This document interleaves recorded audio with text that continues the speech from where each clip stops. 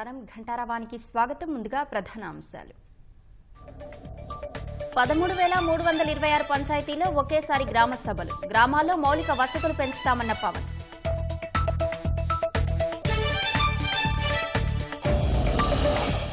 POCSO లాంటి చట్టాలున్నా బాలలపై నేరాలు తగ్గడం లేదు. అఘాయిత్యాలు ఆందోళనకరమన్న హైకోర్టు సీజే జస్టిస్ ధీరజ్.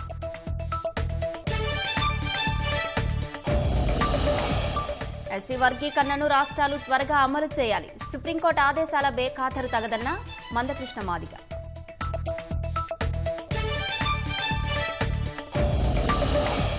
రాష్ట్రంలోని వివిధ సాగునీటి ప్రాజెక్టుల పేర్ల పునరుద్ధరణ. వైసీపీ ప్రభుత్వం పెట్టిన పేర్లు మారుస్తూ ఉత్తర్వులు.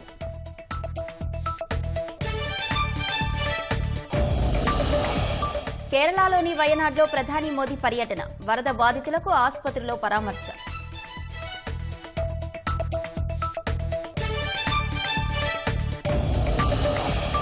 బంగ్లాదేశ్ సుప్రీంకోర్టును తాకిన ఆందోళనలు. నిరసనకారుల ఒత్తిడితో చీఫ్ జస్టిస్ ఒబైదుల్ రాజీనామా.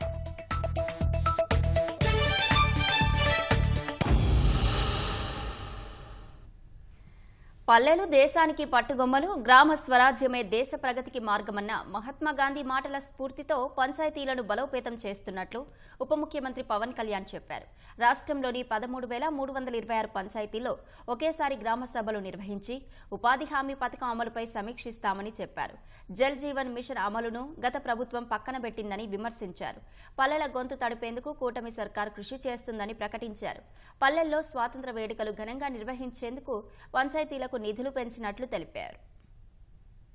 రోజున 13,326 పంచాయతీల్లో ఒకటే రోజున గ్రామసభ తీర్మానాలు జరగాలని కీలకంగా ఆదేశించడమైనది. జల్ జీవన్ మిషన్ కి సంబంధించి గత 5 సంవత్సరాలుగా ఎక్కడ కూడా సంతృప్తికరంగా గత ప్రభుత్వం చేయలేదు. 27,000 కోట్లు ఖర్చు చేయాల్సి వస్తే గత ప్రభుత్వం 4,000 కోట్లే ఖర్చు చేస్తుంది. 4,000 కోట్ల రూపాయల ఖర్చు నిజంగా ఆ ఉద్దేశింపు పనులకి జరిగిందా లేదా వీటన్నిటిని కూడా ఈ పలు సర్వేలు మనకి తెలిసి వస్తాయి. గ్రామ పంచాయతీలు, పంచాయతీరాజ్ వ్యవస్థ బలోపేతం కావాలంటే సర్పంచ్ వ్యవస్థ చాలా కీలకమైంది. మనకి సర్పంచ్లు అందరూ మా దృష్టికి తీసుకొచ్చింది ఏంటంటే కనీసం మాకు బ్లీచింగ్ పౌడర్ కూడా మాకు కొనుక్కునే డబ్బులు లేవు మా దగ్గర. వాళ్ళ అకౌంట్లో పడ్డా కానీ డబ్బులు ఈ ప్రభుత్వం ఈ డిస్కౌంట్స్ అని చెప్పి డబ్బులు తీసేసుకున్నారు.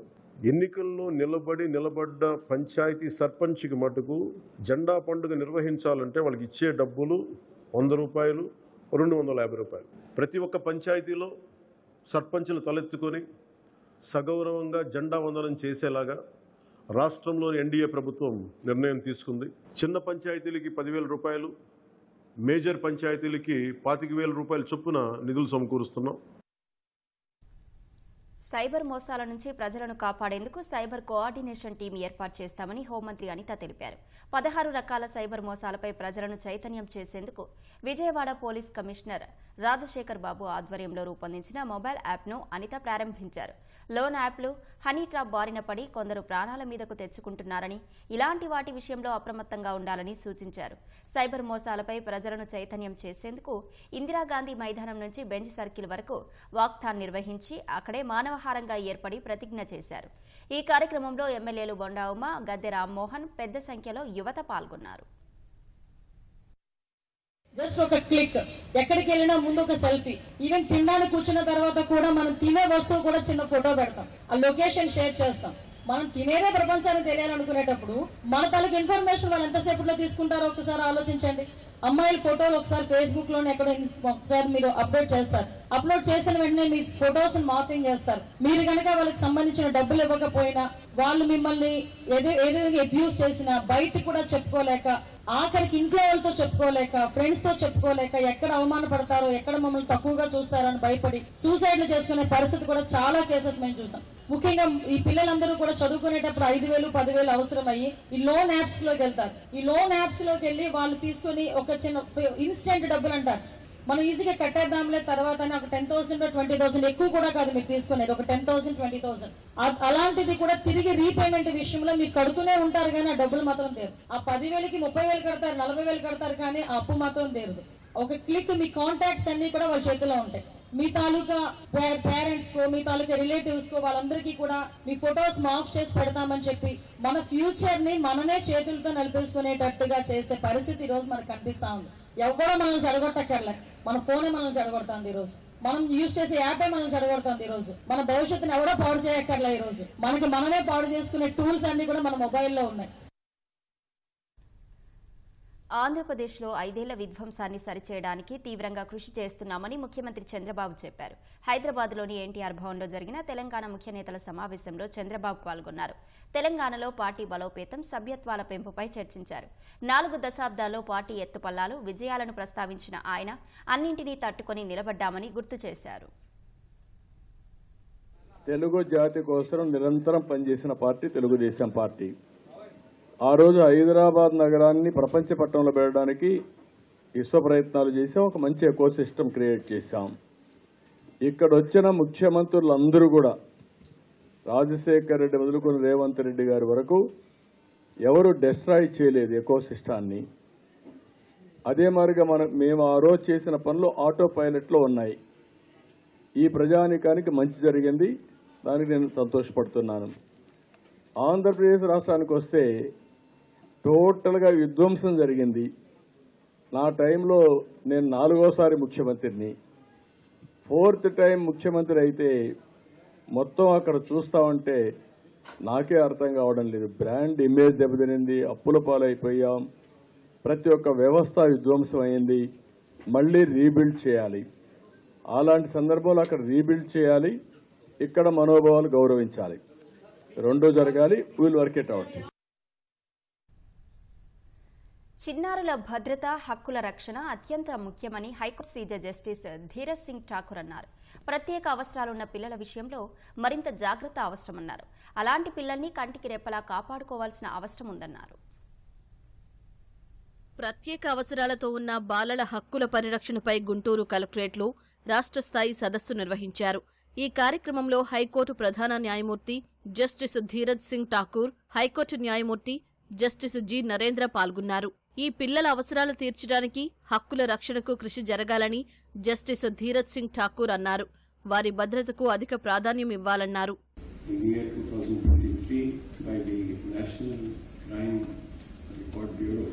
Shows that there were about 1,62,000 offences recorded against children.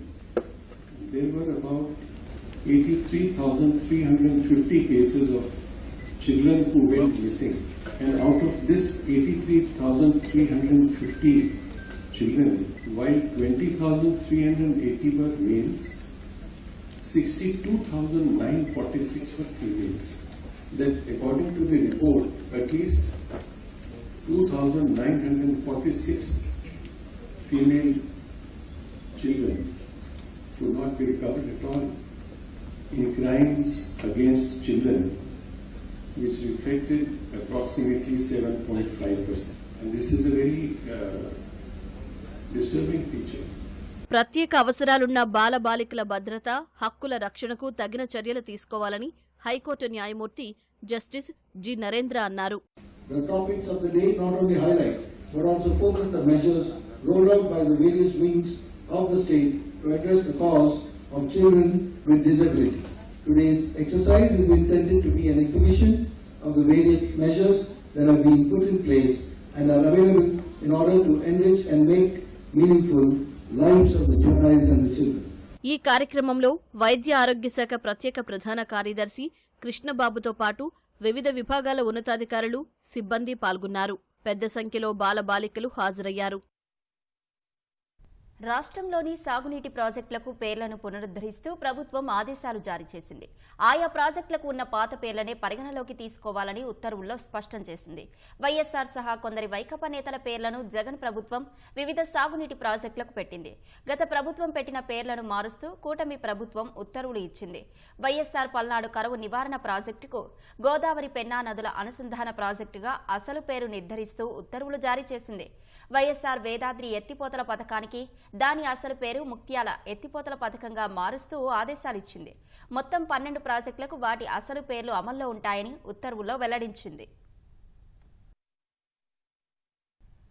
Ramoji Rao జీవితం అందరికీ ఆదర్శమని మాజీ ఉపరాష్ట్రపతి వెంకయ్యనాయుడు అన్నారు. ప్రముఖుల జీవిత చరిత్రలు చదివేలా పిల్లలను ప్రోత్సహించాలని సూచించారు. బాపట్ల జిల్లా కారంచేడులో విద్యాదాత జాగర్లమూడి కుప్పుస్వామి చౌదరి విగ్రహాన్ని వెంకయ్య ఆవిష్కరించారు. ప్రజా జీవితంలో ఉన్నవాళ్లు జాగ్రత్తగా మాట్లాడాలని, హుందాగా నడుచుకోవాలని అన్నారు. వ్యవసాయం మన సంస్కృతిలో భాగమని, చదువుతో పాటు సంస్కారాన్ని విద్యార్థులకు నేర్పించాలని ఉపాధ్యాయులను కోరారు.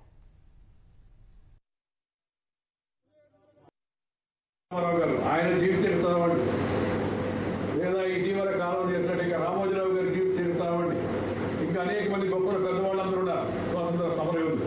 కొన్ని వాళ్ళ జీవిత చరిత్రను మనం చదవాలా, మన పిల్లల చేత చదివించాలి. తద్వారా వాళ్ళకి స్ఫూర్తి కలుగుతుంది, మంచి కలుగుతుంది, మంచి ఆలోచనలు వస్తాయి. అంత ఎమ్మెల్యేగా ఉన్నవాడు, ఎంపీలుగా ఉన్నవాడు, ప్రజా జీవితంలో పైకి రావాల్సిన వాళ్ళు మాటలు పద్ధతిగా ఉండాలి, జీవనం పద్ధతిగా ఉండాలి, అలాగే ఇతరుల కోసం పనిచేసే మనస్తత్వం ఉండాలి. ఇవి తగ్గుతూ ఉన్నాయి నేటి ప్రజా జీవితంలో. అలాగే ఆ వ్యవస్థను గౌరవించాలి. చూస్తూ ఉంటే ఆయన చేస్తున్న పనులు మంచివనే భావం మనకు కల్పించే విధంగా మన ప్రయత్నం చేయాల్సిన అవసరం ఉంది. ఇవాళ రాజకీయాల్లో రావాల్సిన ముఖ్యమైన మార్పు అది. ఒకటి పాజిటివిటీ, నవ్వుతూ పలకరించడం. రెండు, ఇతరుల కోసం పనిచేయడం.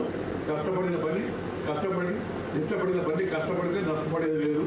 మూడవ విషయం ఏంటంటే హుందాగా ఉండాలి. ఎమ్మెల్యే, ఎంపీ అంటే ఆయన మాటలు, ఆయన పద్ధతులు అవన్నీ హుందాగా ఉండాలి. వరదలతో తీవ్రంగా నష్టపోయిన వయనాడు బాధితులకు సాధ్యమైన మేర కేంద్ర ప్రభుత్వం సాయం చేస్తుందని ప్రధాని మోదీ హామీ ఇచ్చారు. కొండ చర్యలు విరిగిపడి వేలాది మంది ప్రజల కలలు కలలయ్యాయన్న ఆయన వయనాడు విలయంలో ప్రాణాలు కోల్పోయిన వారి కుటుంబాలకు కేంద్రం అండగా ఉంటుందని భరోసా ఇచ్చారు. వరద ప్రభావిత ప్రాంతాల్లో పర్యటించి పరిస్థితిని సమీక్షించిన మోదీ సహాయ పునరావాస చర్యలకు అవసరమైన సహాయం విషయంలో కేరళ ప్రభుత్వానికి తోడుగా ఉంటామని ప్రకటించారు. ప్రకృతి విలయంతో తల్లడిల్లిన కేరళలోని వయనాడ్లో ప్రధాని మోదీ పర్యటించారు. మొదట కన్నూర్ అంతర్జాతీయ విమానాశ్రయానికి చేరుకున్న ప్రధానికి కేరళ ముఖ్యమంత్రి పినరయి విజయన్, గవర్నర్ ఆరిఫ్ మహ్మద్ స్వాగతం పలికారు. అనంతరం వీరంతా వాయుసేన హెలికాప్టర్లో వయనాడు వెళ్లారు. ఆ మార్గంలోనే కొండచర్యలు విరిగిపడి తీవ్రంగా దెబ్బతిన్న ముండక్కై, చూరాల్మల ప్రాంతాల్లో విహంగ వీక్షణం చేశారు. కాల్పెట్టలో హెలికాప్టర్ దిగిన మోదీ అక్కడి నుంచి రోడ్డు మార్గంలో కొండచర్యలు విరిగిపడిన ప్రాంతాల్లో పర్యటించారు.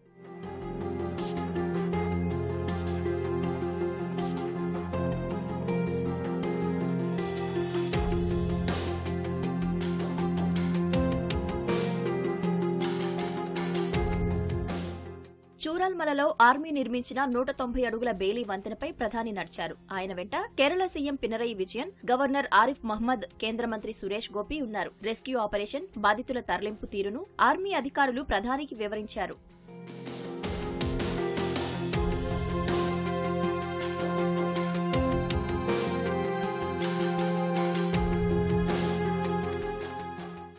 తర్వాత మెప్పటిలోని సహాయక శిబిరానికి, అనంతరం ఆస్పత్రికి వెళ్లిన మోదీ వరదలో ప్రాణాలు కోల్పోయిన వారి కుటుంబ సభ్యులు, క్షతగాతులను పరామర్శించారు. ఈ క్రమంలోనే ఓ చిన్నారిని దగ్గరకు తీసుకుని మాట్లాడారు. పలువురు బాధితులు మోదీకి తమ బాధను వివరించి కన్నీటి పర్యంతమయ్యారు.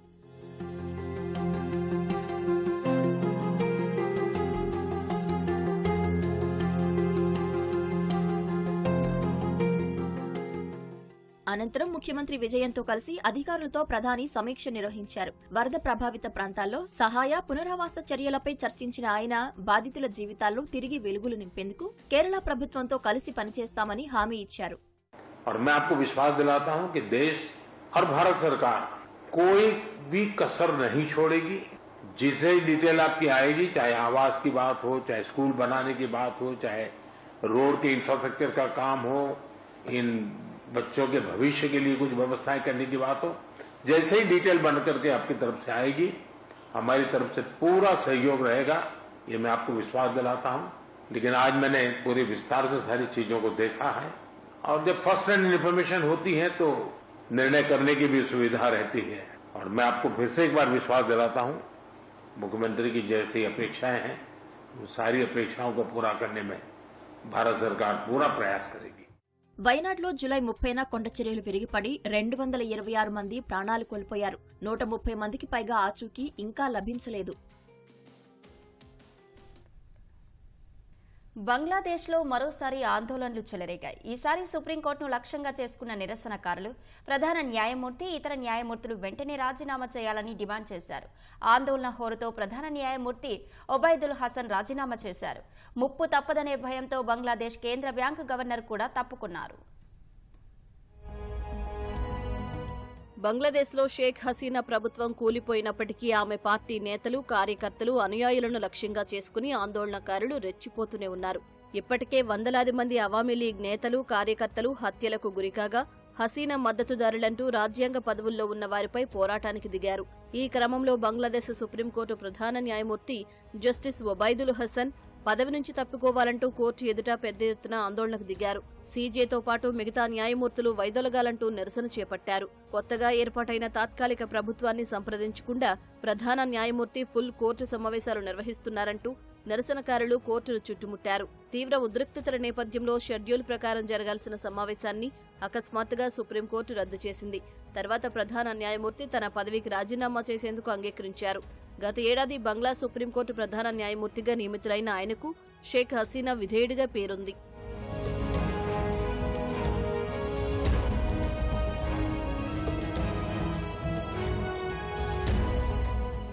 ఆందోళనల నేపథ్యంలో బంగ్లాదేశ్ బ్యాంకు గవర్నర్ అబ్దుల్ రౌఫ్ తాలూక్దార్ కూడా తన పదవికి రాజీనామా చేశారు. నిరసనకారులు ఇటీవల కేంద్ర బ్యాంకు ప్రధాన కార్యాలయాన్ని ముట్టడించారు.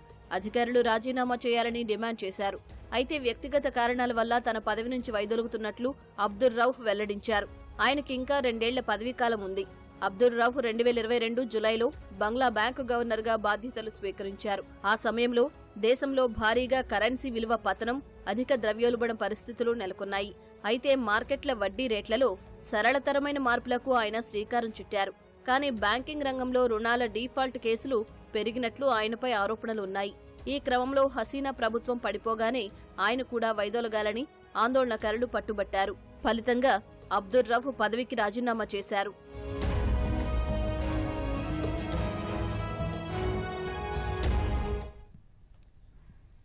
బీహార్లో అక్రమంగా తరలిస్తున్న 100 కోట్ల విలువైన రేడియో ధార్మిక పదార్థాన్ని పోలీసులు స్వాధీనం చేసుకున్నారు. ఆ పదార్థాన్ని కాలిఫోర్నియంగా గుర్తించారు. స్వాధీనం చేసుకున్న 50 గ్రాముల కాలిఫోర్నియం విలువ అంతర్జాతీయ మార్కెట్లో 850 కోట్ల రూపాయలకు పైగా ఉంటుందని అంచనా వేశారు. 1 గ్రాము 17 కోట్ల రూపాయలుగా లెక్కగట్టారు. గోపాల్గంజ్ జిల్లాలో రేడియో ధార్మిక పదార్థాన్ని అక్రమ రవాణా చేస్తున్నట్లు సమాచారం అందగా బృందాలుగా ఏర్పడి తనిఖీలు నిర్వహించినట్లు ఎస్పీ తెలిపారు. ఈ సోదాల్లో కాలిఫోర్నియంను అక్రమ రవాణా చేస్తున్న 2 వ్యక్తులను గుర్తించి అరెస్టు చేసినట్టు వెల్లడించారు. అణు రియాక్టర్లను ప్రారంభించడానికి, అలాగే బంగారం, వెండి లాంటి విలువైన లోహాలను గుర్తించేందుకు కాలిఫోర్నియం వినియోగిస్తారని అధికారులు తెలిపారు.